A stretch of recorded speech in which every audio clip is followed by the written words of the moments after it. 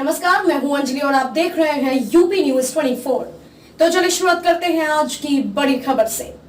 स्वर्गीय अटल बिहारी वाजपेयी ने लखनऊ को अपनी कर्म भूमि बनाया, लेकिन अफसोस है कि आज उनकी पार्टी कहां से कहां पहुंच गई है। राष्ट्रपति चुनाव के विपक्ष के उम्मीदवार यशवंत सिन्हा ने कहा कि अगर वह राष्ट्रपति चुने जाते हैं तो सिर्फ और सिर्फ संविधान के प्रति उत्तरदायी रहेंगे। उन्होंने कहा कि विपक्ष ने संविधान और लोकतंत्र बचाने के लिए मुझे राष्ट्रपति पद का उम्मीदवार बनाया है। उन्होंने सपा कार्यालय में प्रेस कॉन्फ्रेंस को संबोधित किया। यशवंत सिन्हा ने कहा कि इस बार का राष्ट्रपति चुनाव असाधारण किस्म का है। वह इसलिए क्योंकि देश में जो हालात हैं उससे समाज कई हिस्सों में बंट गया है। बड़ी घटना पर प्रधानमंत्री नरेंद्र मोदी चुप हो जाते हैं। देश में अशांत और असाधारण स्थिति है। संविधान के मूल्य खत्म किए जा रहे हैं। अगर ऐसे ही चलता रहा तो एक दिन संविधान अर्थहीन हो जाएगा। यशवंत सिन्हा ने कहा कि लखनऊ से मेरा गहरा नाता रहा है। मुलायम सिंह यादव की दीर्घायु होने की कामना करता हूं। चौधरी अजीत सिंह से भी मेरे अच्छे संबंध रहे हैं। उन्होंने कहा कि स्वर्गीय अटल बिहारी वाजपेयी ने लखनऊ को अपनी कर्म भूमि बनाया, लेकिन अफसोस है कि आज उनकी पार्टी कहां से कहां पहुंच गई है। राष्ट्रपति चुनाव में विपक्ष के उम्मीदवार को समर्थन देने के लिए रालोद विधायकों को लेकर जयंत चौधरी भी सपा कार्यालय में पहुंचे, लेकिन सपा के सहयोगी सोहेल देव भारतीय समाज पार्टी के विधायक इस बैठक में शामिल नहीं हुए। धन्यवाद। सबसे पहले मैं आदरणीय यशवंत सिन्हा जी का बहुत बहुत स्वागत करना चाहता हूं। मैं धन्यवाद भी देता हूं कि आज हमारे बीच में हैं और न केवल हमें बल्कि बहुत बड़े पैमाने पर लोगों को खुशी है इस बात की कि देश को विपक्ष ने एक बहुत ही सूझबूझ के साथ और आज के समय की परिस्थितियों के समझते हुए जो प्रत्याशी बनाए हैं उनके समर्थन में जहां हमारी पार्टी है वहीं और भी दलों को साथ जोड़ने का काम करेंगे। हमारे देश को समय समय पर राष्ट्रपति मिले हैं और इस समय देश जिन हालातों से गुजर रहा है ये आदरणीय यशवंत सिन्हा से बेहतर कोई प्रत्याशी नहीं हो सकता।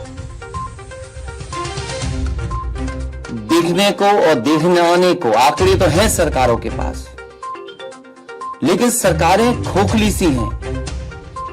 उस स्थान पर बैठ करके सरकार को दिशा दिखाने के लिए और कॉन्स्टिट्यूशन जो हमारा संविधान है उस संविधान के रास्ते पे चलाने के लिए इनसे बेहतर मैं समझता हूं आज प्रत्याशी कोई नहीं है। इसलिए हमारी पार्टी और हमारी पार्टी के साथ बहुत सारे और दल भी आपका समर्थन करेंगे। मैं एक बार फिर आपका बहुत बहुत स्वागत करता हूं, बहुत बहुत बधाई देता हूं।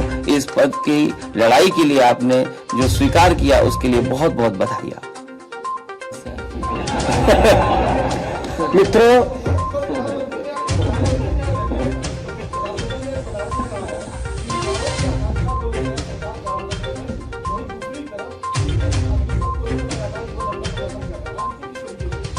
देखिए मैं मानता हूँ कि इस तरह बना के अचानक मुल्क के ऊपर थोप देना बहुत ही और ये सरकार यही कर रही है। अग्निपथ योजना के बारे में कहीं चर्चा हुई। डिफेंस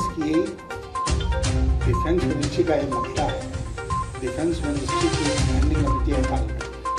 इतना महत्वपूर्ण ये मसला था कि सरकार कहती है कि हम इसको defence committee standing committee defence को दे रहे हैं। वो विचार विमर्श करके सबसे राय करके और रिपोर्ट दे, उसके आधार पर हम तय करें। ऐसा नहीं किया क्योंकि सरकार ऐसा करती ही नहीं। रेलवे रिक्रूटमेंट में क्या हुआ, अग्निपथ में क्या हुआ, कहीं पर भी कुछ भी बहाली होती है तो दृश्य जो देखने को मिलते हैं। क्यों? क्योंकि युवाओं के सामने अंधकार के अलावा कुछ है ही नहीं। नौकरियां हैं नहीं दूर दूर तक, तो करे क्या? सड़कों पर उतरता है। आखिरी सवाल,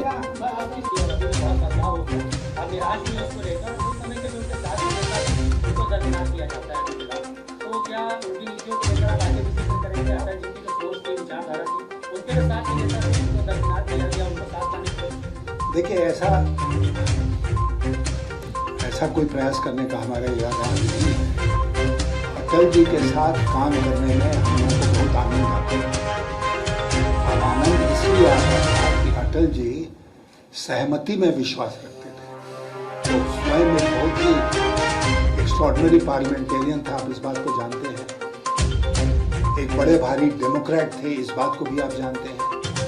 और मैं तो ऐसे कई उदाहरण यहाँ दे सकता हूँ, शायद कल सुबह हो जाए, जिसमें कि उन्होंने हम लोगों को ये आदेश दिया कि विपक्ष के लोगों के साथ बैठकर बात करके रास्ता निकालो, पार्लियामेंट का काम रुकना नहीं चाहिए, निकालिए आप लोग रास्ता।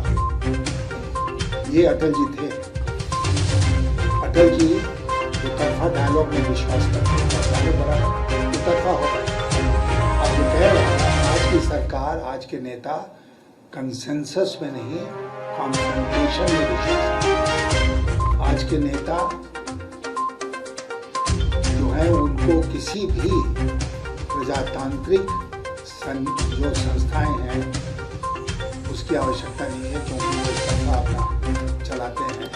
यही मैं जैसे आपको एक उदाहरण देता हूँ, ये राष्ट्रपति का चुनाव क्यों हो रहा है? क्या इसमें कंसेंसस नहीं बन सकता? इसी में कंसेंसस बनाते हैं। हमारे इतिहास में कई बार ऐसा हुआ है कि कोई चुनाव नहीं हुआ और एक व्यक्ति को सरकार ने प्रयास किया, गंभीर प्रयास बिल्कुल नहीं किया। इसलिए नहीं किया क्योंकि उनको विपक्ष की जरूरत ही नहीं है। विपक्ष भी आप जानते हैं कि प्रजातंत्र में उतना ही महत्व रखता है जितना सरकार रखती है।